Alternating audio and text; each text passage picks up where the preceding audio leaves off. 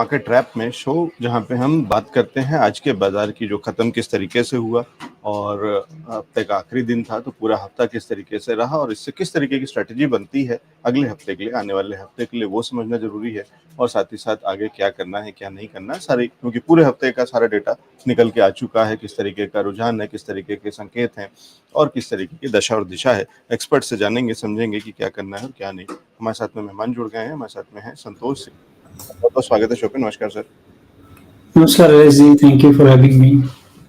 Thank you for joining us. और Santosh sir, आज और पूरे हफ्ता जिस तरीके से आपने बाजार को देखा, बाजार की चाल को देखा, क्या संकेत निकल के आते हैं और क्या लगता है इस समय किस तरीके की चीजें, किस तरीके के संकेत संदेश आगे बाजार में क्या करना है? क्योंकि एक बड़ी तेजी पूरे हफ्ते हमने देखने को मिली, लेकिन कहीं ना कहीं फिजल आउट भी होते हुए देखें तो दोनों तरफ की चीजें आ रही, व्हाट मिक्स सिग्नल्स है। देखिए, मिक्स सिग्नल्स आपको इंडेक्स पे डेफिनेटली दिख रहे हैं, लेकिन अगर आप स्टॉक के लिहाज से देखेंगे एलेक्स जी, तो मुझे लग रहा है कि एक सर्टेन पॉकेट्स है जहां पर की तेजी बनी हुई है और थोड़ा सा सेक्टरल रोटेशन डेफिनेटली हम देख रहे हैं कि कभी आईटी चल रहा है, कभी बैंक चला दे रहे हैं, अदरवाइज जो है स्मॉल मिड कैप शेयर्स भी चल रहे हैं। तो वहां पर आपको दिखना चाहिए, जैसे कि रेलवे की थीम हो, डिफेंस की थीम हो, ये तमाम चीज़ें हैं वो चल रही हैं। तो लेकिन रोज़ नहीं चल रही हैं, अलग-अलग दिनों में अलग-अलग चीज़ जैसे चल रही है। तो कब किसका नंबर आएगा यू नेवर नो। बट लेकिन मार्केट ओवरऑल ऊपरी स्तरों पर ज़रूर रोज़ हमें दिखता है कि ओपनिंग कुछ और होती है, क्लोजिंग के समय कुछ और होता है। लेकिन आज मोस्टली ओपनिंग क्लोजिंग एक जैसी दिख रही है, क्योंकि आप देखें सुबह में माइनस था, बीच में प्लस ले गए, वापस जो है बंद होते-होते जो है माइनस था मार्केट। तो ये चीज़ें जो है डिस्प्लेसमेंट के लिहाज से अगर आप देखें इंडेक्स पे, तो मोमेंटम इंडिकेटर डेफिनेटली आपको दिखेंगे कि थोड़े स्लो डाउन होते हुए दिखेंगे।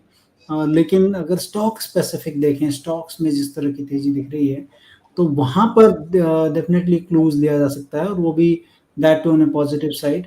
वैल्यूएशन जहाँ अच्छे हैं उधर की तरफ ध्यान रखना चाहिए, क्योंकि ये बराबर सिग्नल आ रहे हैं म्यूचुअल फंड्स के फंड मैनेजर्स के द्वारा कि मिड एंड स्मॉल कैप ये जो पोर्शन है ये थोड़ा-सा बबल रेंज में है, और लार्ज कैप रिलेटिवली जो है वो थोड़ा चीपर साइड जगह पे हैं। क्योंकि अगर जो है अगर इनका वैल्यूएशंस के लिहाज से देखेंगे तो लार्ज कैप में थोड़ी-सी जगह ज़्यादा दिखती है then to the mid and small cap, जहाँ पर की वैल्यूएशन ज़्यादा है और अर्निंग्स एक्सपेक्टेशन काफ़ी ज़्यादा हैं। तो उस लिहाज से थोड़ा-सा सावधानी जब भी अपने मिड और स्मॉल कैप शेयर्स ले रहे हैं, तो वहाँ बरतनी चाहिए कि क्या जो है रैली आ चुकी है या क्या वैल्यूएशन सपोर्टिव हैं।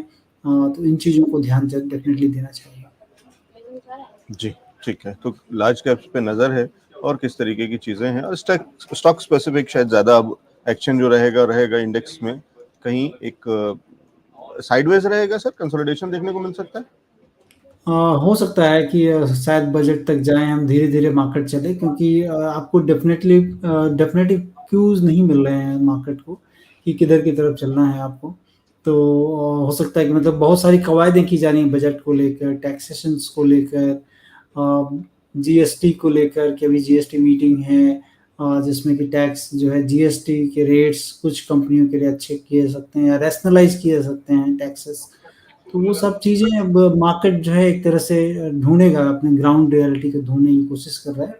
लेकिन जो प्लेथोरा ऑफ अपॉर्च्युनिटीज़ होगी, मुझे लगता है कि उधर की तरफ ध्यान रखना चाहिए, और अपॉर्च्युनिटी जहाँ पर है, कह लें मैन्युफैक्चरिंग सेगमेंट कह लें, उधर की तरफ थोड़ा ध्यान रखना चाहिए, कहाँ जो है अपॉर्च्युनिटी ओपन अप हो रही है। जी ठीक है, तो ये कुछ एक चीज़ है जिनका ध्यान रखना है, नजर रखनी है बाजार में, क्योंकि बाजार अब इसके आगे अगले हफ्ते किस करवट रहेगा।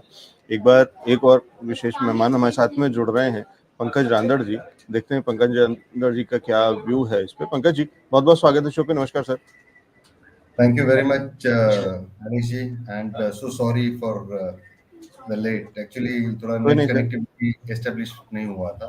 नहीं सर, हमारा एक्सपीरियंस है कि वीआईपीज अक्सर थोड़ा सा समय ज्यादा ले लेते हैं तो कोई बात नहीं, ठीक है। लेकिन पंकज जी, फिलहाल बाजार को कैसे देख रहे हैं? ये हफ्ते का जो पूरा डेटा अब तक आपके सामने स्क्रीन पे होगा, और हमने दोनों तरीके की चीजें देखी हैं, बहुत हाइस भी देखे हैं और अच्छे खासी डिप्स भी देखी हैं। तो स्पाइक्स भी हैं और कहीं दोनों तरफ की चीजें। अभी क्या निचोड़ निकल के आ रहा है, अगले हफ्ते क्या स्ट्रेटेजी रहनी? जी अलेक्स जी, अगर आप देख रहे हैं कि स्पेशली जब हम लोग बात करते हैं बैंक निफ्टी की, तो बैंक निफ्टी बेहद स्ट्रांग नजर आया हुआ है थ्रू आउट द वीक। जैसे हम लोग निफ्टी और बैंक निफ्टी में अगर कंपेयर करेंगे तो बैंक निफ्टी थोड़ा ज्यादा पसंदीदा काउंटर लग रहा है इंडेक्स के लिहाज से। निफ्टी में काफी सारी चीजें, बहुत से स्टॉक्स होते हैं तो उनके परफॉर्मेंस के हिसाब से ये निफ्टी चलता है, लेकिन अगर कुल मिलाकर बात करेंगे तो bank Nifty is more stronger than Nifty. और इसके पहले जब हम लोग जब मार्केट में हम लोग विटनेस कर रहे थे ये सारी चीजें, तो निफ्टी बहुत शानदार तरीके से प्ले आउट हो रहा था और बैंक निफ्टी जो है 47 48 के आगे पीछे ही वहां पे एक रेंज में एक कारोबार कर रहा था। लेकिन जैसे इलेक्शन एक बार खत्म हो गए, पीएसयूज को लेकर एक क्लैरिटी आना शुरू हो गई, तो उसके बाद में आपने देखा कि बैंक निफ्टी में किस लेवल पर और किस तरीके से एक दोबारा बाइंग रिज्यूम हुई है। उसके अंदर आपको याद होगा कि एग्जिट पोल के दिन जिस तरीके से बैंक निफ्टी में एक उछाल देखने मिला, एग्जैक्ट पोल वाले दिन बैंक निफ्टी इतना ज्यादा क्रैश हुआ नहीं है जितना क्रैश निफ्टी हुआ उसके हिसाब से। और जिस तरीके से बाउंस बैक दोबारा हुआ, तो उसके अंदर भी बैंकिंग का पार्टिसिपेशन थोड़ा ज्यादा था। अभी बहुत सी क्लैरिटी आ चुकी है। अब बजट के ऊपर प्ले होगा। जितने भी डेटा पॉइंट्स थे, मतलब इंटरनेशनल मार्केट्स के क्यूज ले लीजिए आप और डोमेस्टिक्स के क्यूज ले लीजिए, ये सारी चीजें अब लगभग खत्म हो चुकी है। मार्केट अपने जो परफॉर्म कर रहा है वो इसके बेसिक ग्राउंड्स के ऊपर अभी परफॉर्म कर रहा है। तो मुझे लगता है कि आने वाले समय में तेजी बरकरार रहेगी। बजट के अंदर क्योंकि सेम गवर्नमेंट वापस आई है और वित्त मंत्री भी सेम है, जो 5 बड़े पोर्टफोलियो है वो भी जैसे कि वैसे हैं, कोई चेंजेस नहीं है उसके अंदर। तो जो बजट प्रिलिमिनरी बजट जो हो चुका था वो ही बजट कंटिन्यू रहेगा उसके अंदर। हो सकता है कि बिहार और आंध्र प्रदेश को थोड़ा सा वेटेज ज्यादा मिल जाए वहां पे, तो कुछ माइनर चेंजेस बन सकते हैं। जी ठीक है, तो वो वही 2 बैसाखी हैं जिसके पे टिकी है सरकार, तो निश्चित रूप से कहीं ना कहीं नजर तो रखनी होगी। और जो पंकज जी कह रहे हैं कि वो जो एग्जिट पोल और एग्जैक्ट पोल के बीच में जो बाजार में खेल था वो शायद बैंक निफ्टी या बैंकिंग सेक्टर में नहीं था, वो कुछ अलग से स्टॉक्स में था जो कि बैंकिंग सेक्टर से जुड़े हुए नहीं है। संतोष जी ऐसा कुछ कह रहे हैं क्या पंकज जी? देखिए 2 चीज़ें हैं अलेक्स जी। अगर मैं फंडामेंटली देखता हूँ तो बैंक में बहुत सारे स्टॉक्स हैं जो कि काफ़ी रीजनेबली वैल्यूड हैं और अपॉर्चुनिटी साइज काफ़ी ज़्यादा है बैंकों में।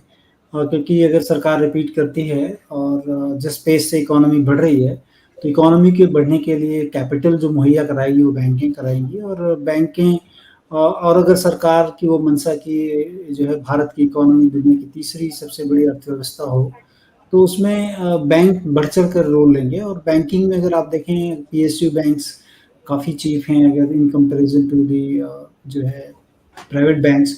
और प्राइवेट बैंक्स में भी जो एचडीएफसी में जो मर्जर हुआ था उसके बाद अगर आप देखें तो उसमें वैल्यू काफ़ी इमर्ज हुई है, क्योंकि उसमें कुछ डेटा जो है मर्जर के बाद अच्छे नहीं थे, लोगों को पसंद नहीं आए, तो बैंक को बढ़ा नहीं, ऊपर से गिरा दिया गया।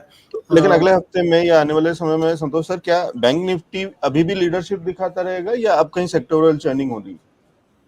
देखिए मुझे तो लगता है कि सेक्टरल चर्निंग होती रहेगी मार्केट में, जो कि मार्केट का एक नेचुरल जो है पैटर्न होता है कि सेक्टरल चेंजेस होते रहें। लेकिन मैं वैल्यूएशन की बात कर रहा था अलेक्स जी, कि वैल्यूएशंस पे बहुत सारी बैंकें काफ़ी अच्छी हैं, कोटक बैंक, एचडीएफसी बैंक या फिर सरकारी बैंकें हैं, तो वहाँ पर आपको डेफिनेटली फिलअप मिल सकता है। और टेक्निकल्स भी आप देखें उसी तरफ दिखा रहे हैं कि उसमें रेजिलियंस जिसे हम कहते हैं, गिरने के बाद उठने का जो रेजिलियंस है वो काफ़ी ज़्यादा है बैंक निफ्टी में। क्योंकि अगर आप देखें निफ्टी, तो निफ्टी में काफ़ी जो है सेक्टर्स हैं और वो वहाँ पर हम उस तरह से ट्रैक्शन नहीं दिख रहा है, क्योंकि कुछ लगार्ड्स हैं, कुछ जो है बढ़ते हुए सेक्टर्स हैं। लेकिन मुझे लग रहा है कि आने वाले टाइम पे बैंकिंग जिस तरह से वैल्यूएशन सपोर्टिव हैं, अच्छे करने चाहिए। और उसके साथ मुझे लगता है कि जो मैन्युफैक्चरिंग सेक्टर्स होंगे उसमें बॉटम अप अप्रोच देखना पड़ेगा और वहाँ पर आप देखें। और लेकिन प्ले मुझे लग रहा है कि एलेक्स जी इंडेक्स से ज़्यादा स्टॉक्स में होंगे, तो इंडेक्स में केवल ये ध्यान रखना है कि आपको वो अपना बेसिस नहीं तोड़ दे नीचे की तरफ। लेकिन सिर्फ अगर दो इंडेक्स को भी कंपेयर करूं तो उसमें बैंक निफ्टी में काफी तेजी अभी रही है इस हफ्ते में, और निफ्टी कहीं ना कहीं अब साइडवेज होता दिख रहा है।